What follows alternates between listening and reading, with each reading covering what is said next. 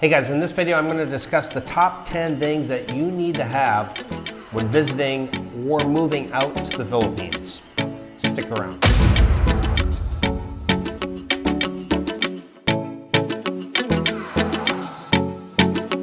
Alright guys, so I made a list of the top 10 things that you really should have with you when you move out to the Philippines, or even if you're just visiting for an extended period of time. Things that will help you in your transition, either moving here or again, even just visiting for long term. The first thing that you should have, I find very useful, is having a Fire Stick. A Fire Stick is a device that you can plug into the USB port of your TV, wherever you go, the hotel, where you move, whatever, and you can access all your favorite TV programs and everything that you would like to watch, including sporting events and all the different things that you like from your home country. Now, to run this, you are going to need a VPN. And by the way, this video is being sponsored to you by Surfshark. The reasons why I like Surfshark VPN are two. One, you can use it on unlimited devices, avoid travel restrictions, keep your digital freedom when traveling to internet restricted countries, and you can get the best prices online. What do I mean by that? You can actually switch your VPN to a different country and you'll get different prices on airplane tickets, hotels, and other various things as well. And you can check that out, and you want to use Surfshark VPN for that. The second thing that I really like is if you watch a lot of entertainment, well, you don't have to miss any of your shows, any of your sporting events, or anything like that. Even if you're overseas and you're here in the Philippines, you can log in and get onto Netflix. And if you, for example, type in Marvel on Netflix, you'll see a certain set of movies come up under Marvel if you're in the Philippines. Now, if you change it over to the UK or the US, you're going to get a totally different set of Marvel movies available for you. And you can switch up the different countries and have totally different lineups of movies. You can also get your HBO, you can get your Hulu, you can get your Amazon Prime, things that would normally not be available to you in the Philippines. And you want to have Surfshark VPN for those reasons alone. A lot of people love Surfshark, including myself, because one, it's the only VPN out there that you can use on unlimited number of devices. It's available for PC, Mac, Android, iOS, Amazon, Fire TV Stick, Apple TV, Chrome, Firefox, Xbox, PlayStation, everything. You get 24/7 support, 30-day money-back guarantee as well.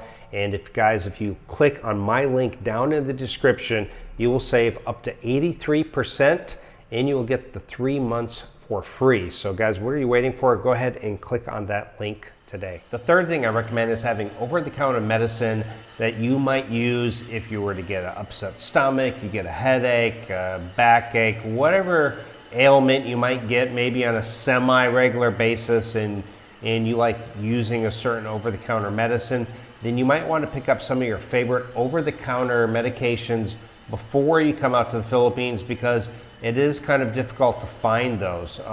Typically, as long as you're not carrying a whole suitcase full of stuff, then you're okay if it's just over-the-counter medicines. Now, if you're larger, you're over the average height, maybe over 6 foot, you weigh over 200 pounds perhaps, then you might want to bring as much clothing as possible, including shoes. Now, if you're smaller and within, I would say, the more of a Filipino size range, even for me, I'm 5'9" and I weigh about 180. I have usually no problem finding clothing here, but if you are of a larger size, you do want to bring your own shoes and things like that, and maybe extra pairs, because they are kind of difficult to find. You can find them, but it is more difficult. What I recommend is the quick dry and wicking material. Everything from my socks, underwear, shirts, to shorts, to pants is that type of material. It's just so much more comfortable in a hot environment. There is a link down in the description to my Geo's Travel Essentials where you can pick up a lot of these items. And I find them very useful. You can hop in your shorts and swim, and they dry quickly, or if you sweat profusely on a hot day, they get dried pretty quickly as well. And again, I also recommend good walking shoes or flip-flops or sandals, or out here they call them slippers. And I recommend usually a few different brands. I really like the Merrells. They're great for outdoors. They have the waterproof ones, and slippers or flip-flops or sandals are essential out here in the Philippines as well. Also bring your favorite electronics. Don't come out here thinking, oh, we're out in Asia, I'm going to buy, I'll buy a new laptop here, or I'll buy a new e-reader, or what have you.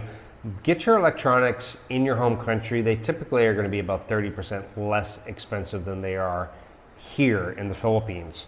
I also recommend a security bag, like a lock tote or a pack safe, and a small carrying wallet that locks in your cards. Don't ever carry all your cards and ATM cards and IDs with you at all times. You just want to carry like one ID and one card so you can access money. Don't carry more cash than you really need for the day. Water shoes and a water bag. I mean, there's so many water type activities out here, snorkeling, swimming, waterfalls, what have you.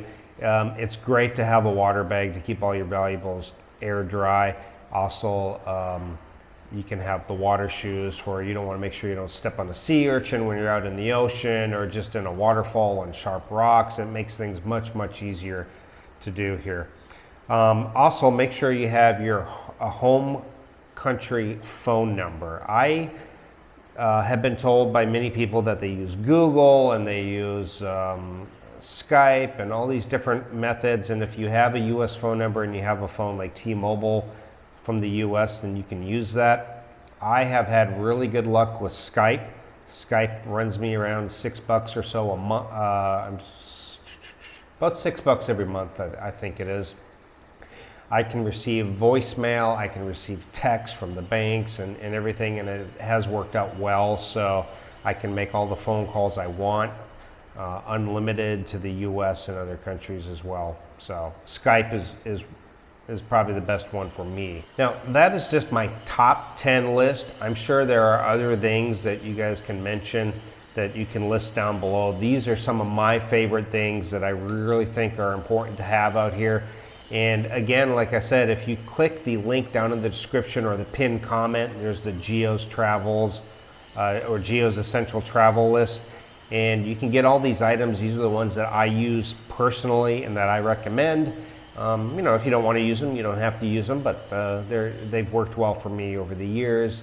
And I think it will make your life a bit easier when you're coming out to the Philippines. So Maya now also uses like these water shoes and the water bag, and we use a lot of these items together, so it works for girls as well. So again, if you have things that you think I forgot, this was just a top 10 list. I didn't want to go on and on and on in a video about all kinds of different things that you could use, because there's certainly a bigger list that I could come up with, and different people will find more importance for different items. So I am still a bit of a minimalist. In this apartment, I did have to buy furniture. That stuff I could easily sell if I really wanted to. I have things like my helmets and my motorbike, but my house isn't going to be cluttered full of crap, unnecessary things that I don't need.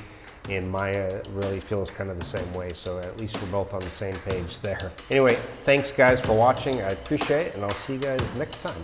Bye.